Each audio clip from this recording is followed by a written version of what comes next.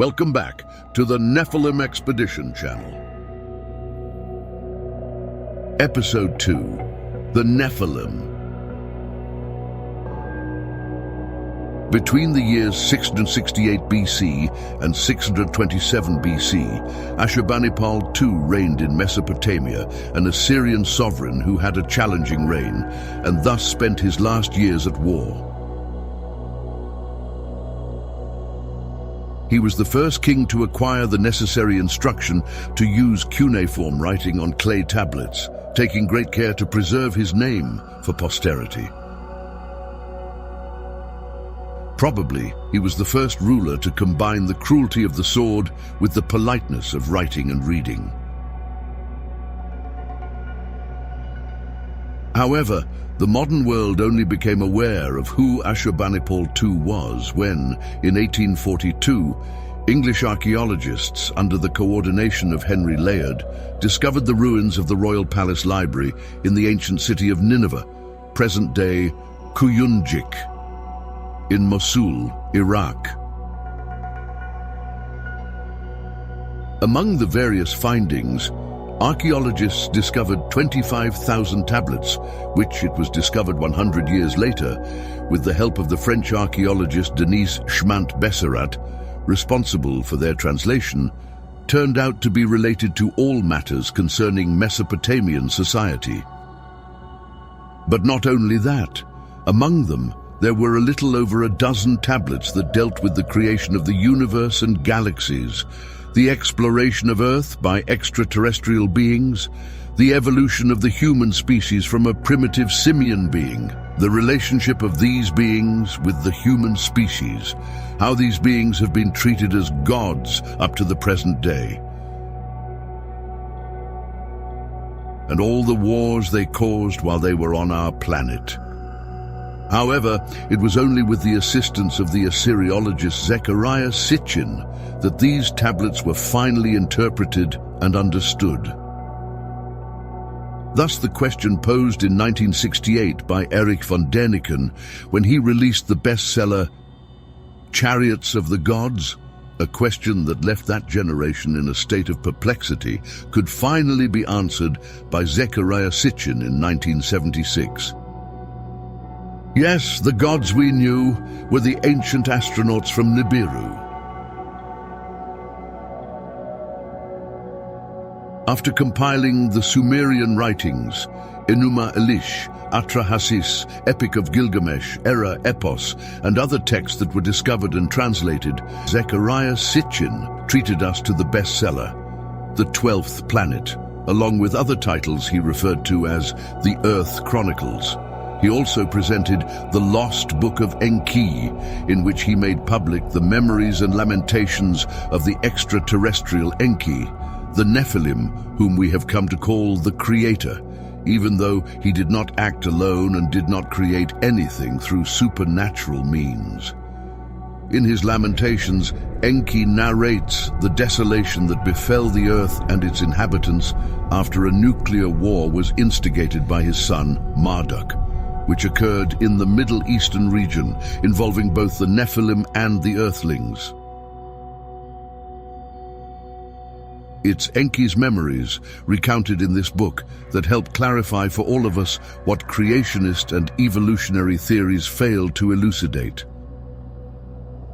However, firstly, it's necessary for all of you to know who the Nephilim are, who the true protagonists are, who gave rise to the story of Earth and all of us, the Earthlings. This is Anu, the king of Nibiru. He is the father of all the gods we know on Earth, or as we have been led to think, the Our Father who art in heaven. This is because all the notion we have of God has been transmitted to us by our ancestors, who directly coexisted with the Nephilim. After the flood, it was Anu who decided that we should inherit the earth. It was he who authorized the establishment of the priesthood so that civic and moral laws could be taught to us, helping us preserve our bodies, the land we inhabit, our relationships with our neighbors, and improve our newly emerged post-primitive way of life.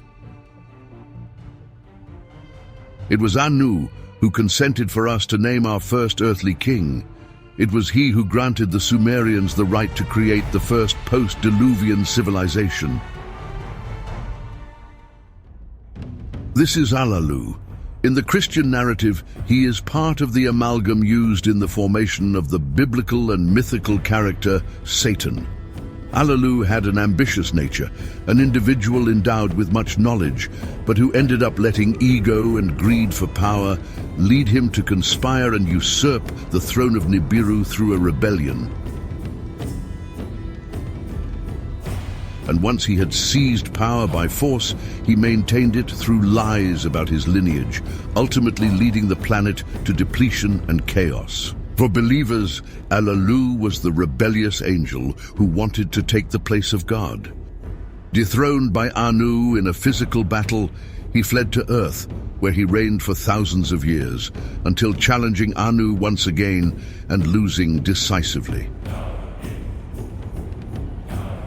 He was then sentenced to exile on Mars, to forever gaze upon Earth and Nibiru until his death. His face ended up sculpted in a rock on a large mountain on the Red Planet. NASA even released this photo, but later, regretfully, stated that it was merely a rock formation that created this impression. Now it is time for us to introduce Enlil, the youngest son of Anu, the rightful heir to the throne of Nibiru, according to the law of the royal seed, a law that mandates marriage between half-brothers and half-sisters, children of the same father but never the same mother, to maintain the lineage. Enlil has a military background, in addition to being a highly competent and organized administrator. His mission on Earth was specific. He was the one in charge of the Earth mission, which coordinated operations for the acquisition of monatomic gold, delegated tasks and responsibilities to the other Nephilim. Above him, there's only Anu. Your honorary title is the Lord of Command. He dwelled in and ruled the Garden of Eden, constructing significant facilities in this region, such as a spaceport, which was the landing and takeoff site for spacecraft, and where the Earth Mission Control Center was located. His clan was symbolized by the bull.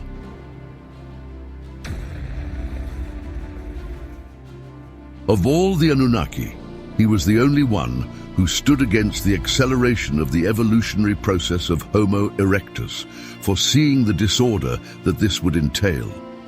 Thus, upon discovering that Anu's orders authorizing the evolution of the primitive simian being had surpassed the Lulu Amalu, or the Neanderthal man, the primitive worker with the ability to understand orders and who knew how to handle tools, he opted for the end of all creation, forbidding Enki, Ninmah, and Ningzida, the genetic engineers, from communicating to the Earthlings that a deluge was about to occur due to the approach of Nibiru.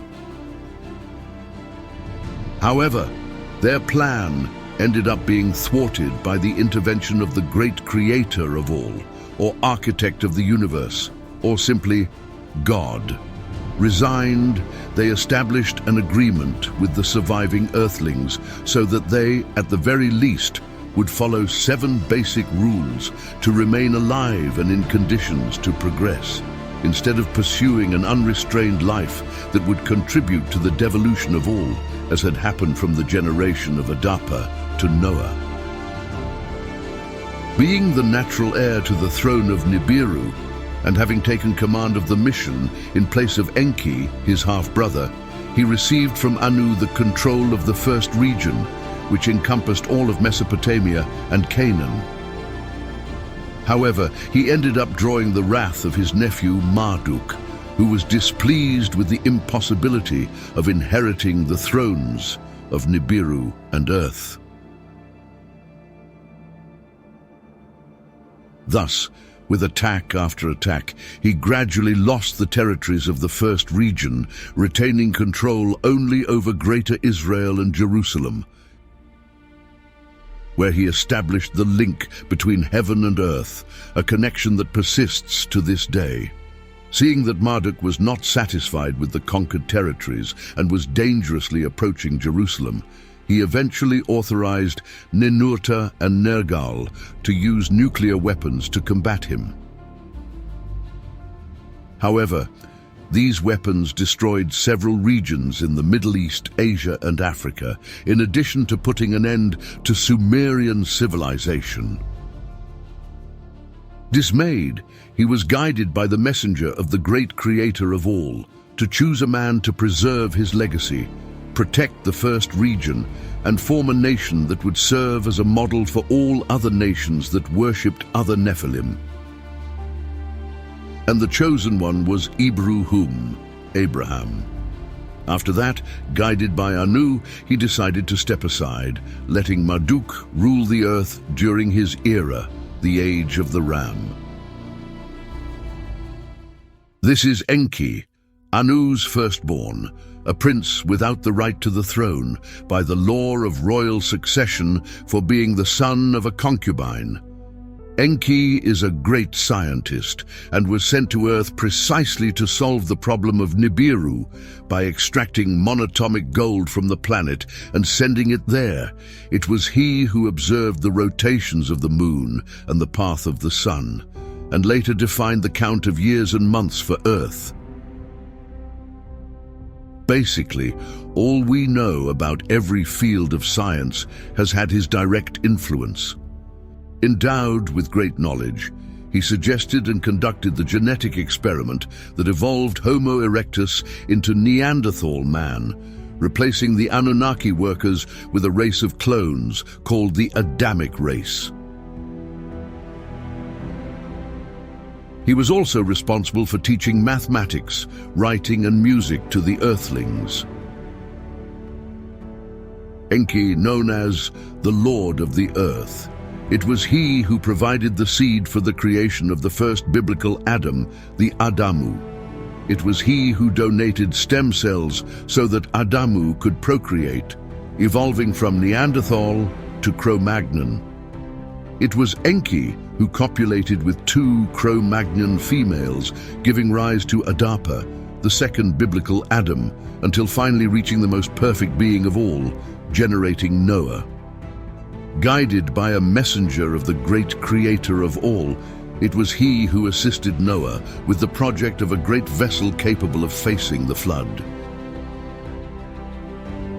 Enki is recognized in various cultures as the creator god. The animal that represents your clan is the serpent. And since it's the father of Marduk, both of them together, along with Alalu, form yet another part of this amalgam that originated the myth of Satan. Ninmah was the chief physician of the mission and was sent to Earth after Enki established the entire framework for them to work.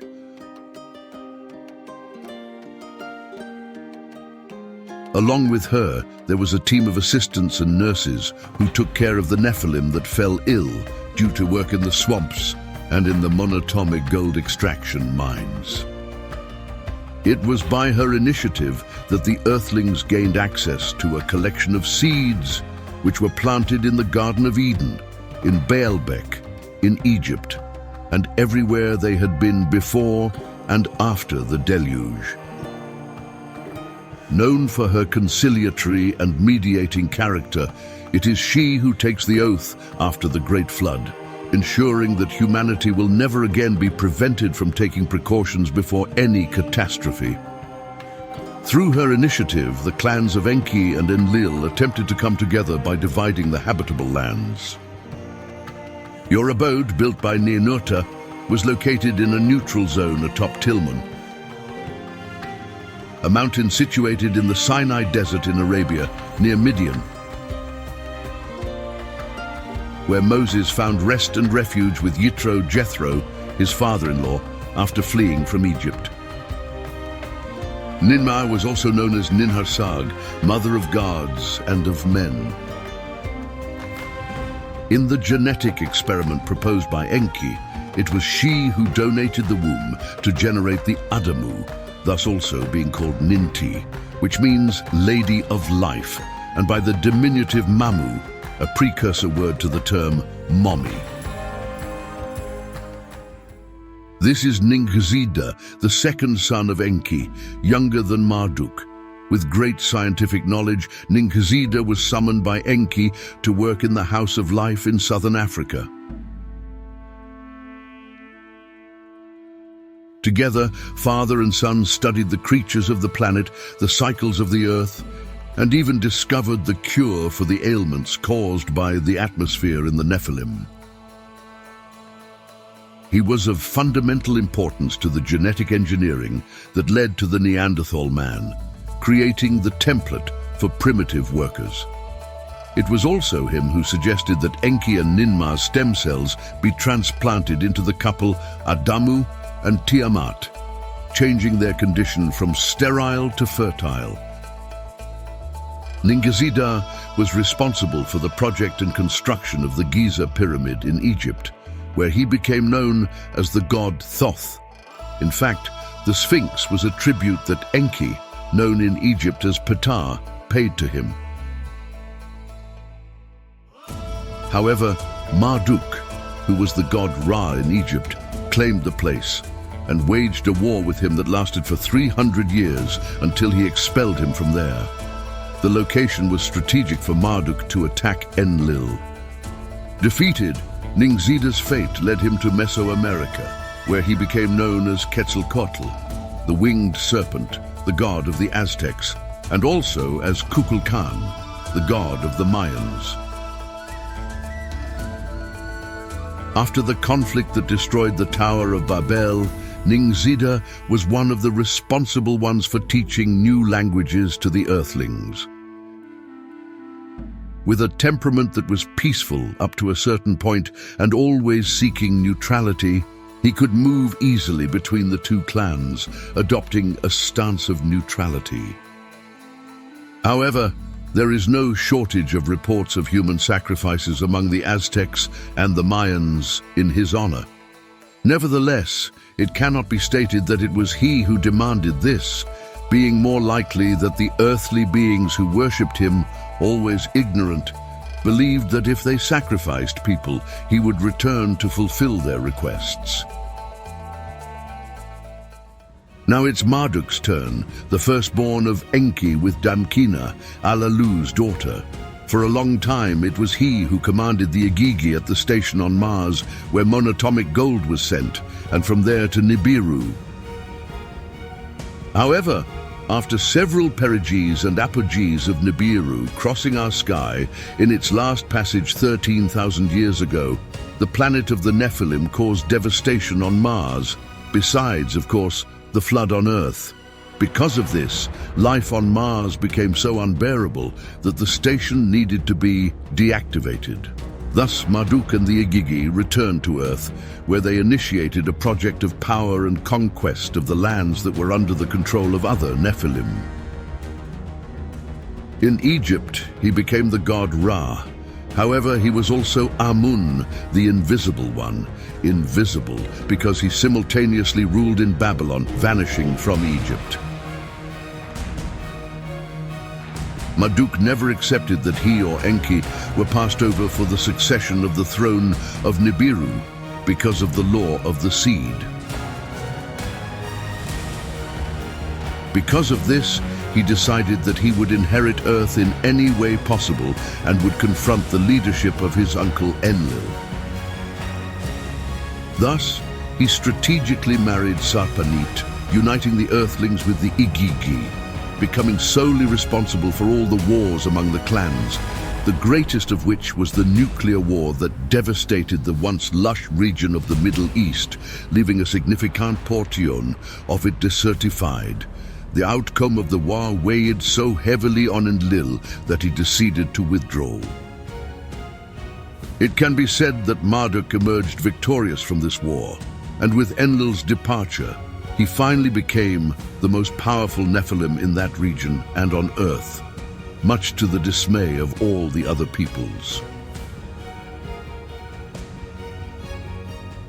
After several episodes of wars instigated by the Babylonians, Marduk, through his descendants, finally conquered a large portion of the first region, leading to the captivity of 10 out of the 12 tribes of Israel. However, Jerusalem remains where it is until today, and the spaceport that connects Earth to Nibiru remains preserved. It's believed that Alexander the Great was the son of Marduk. The time has come for Neanurta, the firstborn of Enlil and Ninmah, the rightful heir to the throne of Nibiru after Enlil. Ninurta is also known as the Lord of Armies. He was the one who defeated Anzu, an ally of Alalu, who had stolen the tablets of destiny from Enlil from the Mission Earth Control Center in Nibruki. It was Ninurta as well who suggested the construction of Bad Tibira, another important city in the Sumerian region, which became known as the City of Metal.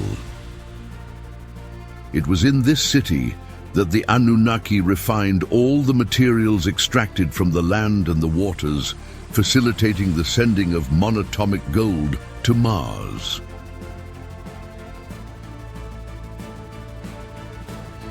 It was Neanurta who fought Marduk to free the Hebrew people from Egypt. He was the one who warned Abraham about the destruction of Sodom and Gomorrah, and who also asked for the sacrifice of Isaac in order to test the extent of Abraham's loyalty. In view of his being the son of Terah, the high priest in the temple of worship of Nannar and Inanna, Ninurta extended his domains to the earth beyond the seas, where the descendants of Cain were taken. He also chose Saul as the first king of the first region, which even today is controlled by Enlil. This is Inanna. Born on Earth, she is the daughter of Nanna, twin sister of Utu, and granddaughter of Enlil. Many kingdoms rose and fell in her name. Seductive and dangerous, she managed to deceive Enki and steal from him the ME, technological data storage devices, which are the guidelines on how to build a civilization. From a spoiled princess and infatuated with Dumuzi, she transformed into an insatiable warrior, thirsting for revenge against Marduk, as he had contributed to the death of Dumuzi. It's Nergal, the younger brother of Marduk.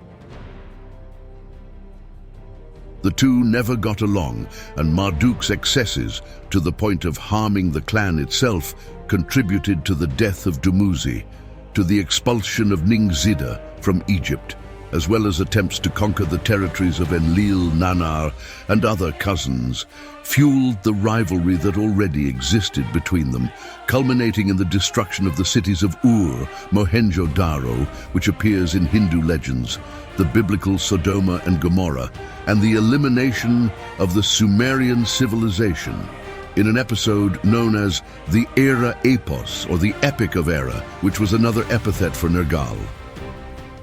This is Nannar, the first son of Enlil born on Earth. His involvement in the events that have shaped Earth's history is always mysterious. However, today it can be said that he is directly linked to the conflicts in the Middle East. His symbol is the crescent and star, the symbol of Islam. Nannar is the same as Allah. There are other Anunnaki born on Earth, like Utu or Shamash, who is the guardian of Israel, as much as their uncle Ishkur, Enlil's son. Together these two, and also Ninurta and Enlil, form the tetragrammaton Yahweh. In the beginning, when the Nephilim arrived on Earth, it was the children, grandchildren, and nephews of Enlil and Enki who inhabited our planet.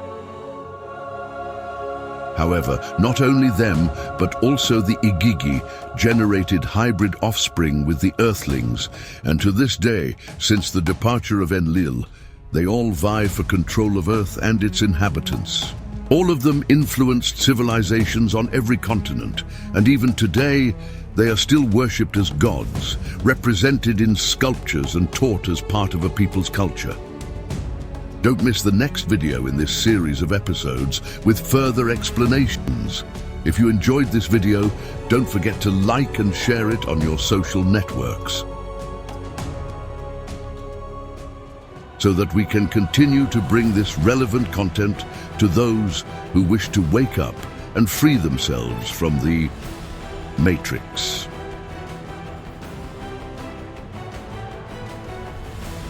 All narrative content on this channel is exclusive, and the copyright of the texts and scripts belong to screenwriter Kito Mello. Therefore, beware of the channels that are copying our material. It is only here that you will be able to have your questions answered with the depth of someone who studies ancient astronaut theory every day.